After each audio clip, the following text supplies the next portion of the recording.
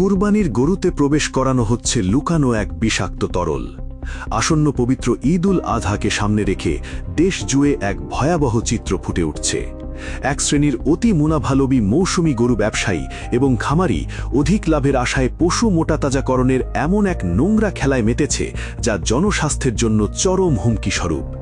আইনের চোখকে ফাঁকি দিয়ে পশুর শরীরে পুশ করা হচ্ছে ক্ষতিকর হরমোন ও স্টেরয়েড জাতীয় ঔষধ। যারা এই পশুর মাংস ভক্ষণ করবেন, তাদের শরীরে প্রবেশ করবে এক অদৃশ্য গরল। পবিত্র কুরবানি ত্যাগের মহিমায় ভাস্বর হলেও এই সুযোগকে কাজে লাগিয়ে সারা দেশে চলছে এক অসম প্রতিযোগিতা। বিভিন্ন পশুখাদ্য ও ওষুধের দোকানে অত্যন্ত গোপনীয়তার সাথে বিক্রি হচ্ছে জনস্বাস্থ্যের জন্য মারাত্মক ঝুঁকিপূর্ণ সব উপাদান। নিষিদ্ধ হওয়া সত্ত্বেও হরমোন দিয়ে গরু মোটাতাজাকরণের এই প্রক্রিয়া যেন থামছেই না। বিশেষ করে কুরবানির বাজারের জন্য পশুকে দৃষ্টিনন্দন ও ওজনে ভারী করার লক্ষ্যে ইনজেকশনের মাধ্যমে শরীরে বিষাক্ত তরল প্রবেশ করানো হচ্ছে। এই অসাধু ব্যবসায়ীরা সাধারণত ঈদের 1 মাস আগে থেকে অপেক্ষাকৃত কম ওজনের গরু সংগ্রহ করে এবং তারপর শুরু হয় পশুকে অতি দ্রুত বড় করার এই দানবীয় প্রক্রিয়া। বিশেষজ্ঞদের মতে বর্তমানে হরমোনের ব্যবহার আগের চেয়ে কিছুটা নিয়ন্ত্রণে এলেও তা পুরোপুরি বন্ধ হয়নি, বরং মৌসুমী ব্যবসায়ীরা কৌশলে পশুর শরীরে ডেক্সামেথাসন বা স্টেরয়েডের মতো উপাদান প্রয়োগ করছেন। এর ফলে পশুর শরীরের ভেতরে এক অস্বাভাবিক প্রতিক্রিয়া তৈরি হয়। স্টেরয়েড প্রয়োগের ফলে পশুর শরীরে পানি জমতে শুরু করে, যা বাইরে থেকে দেখলে মনে হয় প্রচুর মাংস হয়েছে। প্রকৃতপক্ষে এটি কোনো স্বাভাবিক শারীরিক বৃদ্ধি নয়, বরং পশুর কিডনি ও লিভার অকেজো হয়ে যাওয়ার ফলে সৃষ্ট এক ব্যাধি। এই বিষাক্ত ইনজেকশন দেওয়ার ফলে পশুটি সারাক্ষণ ঝিমুতে থাকে এবং তার রোগ প্রতিরোধ ক্ষমতা হারিয়ে ফেলে। অনেক ক্ষেত্রে দেখা যায় কুরবানির হাটে পৌঁছানোর আগেই অথবা হাটে দাঁড়িয়ে থাকা অবস্থাতেই অনেক পশু প্রাণ ত্যাগ করে। সবচেয়ে উদ্বেগের বিষয় হল, এই বিষাক্ত মাংসে থাকা ক্ষতিকর রাসায়নিক উপাদানগুলো অনলের তাপেও নষ্ট হয় না।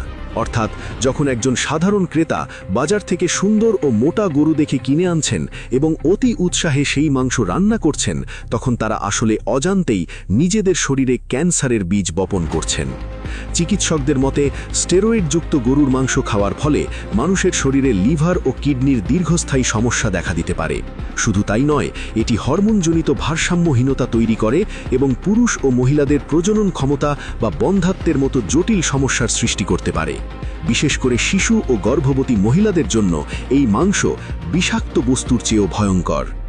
সাধারণ ক্রেতারা হাটে গিয়ে বেশি মাংস পাওয়ার আশায় মাংসল ও চকচকে গরু খোঁজেন। ব্যবসায়ীরা ক্রেতাদের এই দুর্বলতাকে পুঁজি করে পশুর দেহে বিষাক্ত ইনজেকশন দিয়ে তাদের চোখের সামনে মরীচিকা তুলে ধরে। অথচ একটি সুস্থ ও প্রাকৃতিকভাবে মোটাতাজা গরুর শারীরিক গঠন আর স্টেরয়েড দিয়ে ফুলিয়ে ফাঁকিয়ে তোলা গরুর মধ্যে বিস্তর পার্থক্য রয়েছে। হরমোন প্রয়োগ করা গরুগুলো সাধারণত অলস প্রকৃতির হয় এবং এদের শ্বাসকষ্ট পরিলক্ষিত হয়। পশুর শরীরে আঙুল দিয়ে চাপ দিলে যদি গর্ত হয়ে যায় এবং তা দ্রুত পূরণ না হয়, তবে বুঝতে হবে এটি পানি জমে থাকা অস্বাভাবিকভাবে মোটা করা পশু। দেশের বিভিন্ন প্রান্তে ছড়িয়ে থাকা শত শত খামারে এখন চলছে এই প্রাণঘাতী বাণিজ্য। স্বল্প সময়ে এবং কম বিনিয়োগে বিশাল মুনাফার হাতছানি তাদের বিবেককে অন্ধ করে দিয়েছে। যদিও পশু সম্পদ বিভাগ মাঝে মধ্যে অভিযান পরিচালনা করে, কিন্তু এই বিশাল বাজারের সব জায়গায় নজরদারি করা প্রায় অসম্ভব।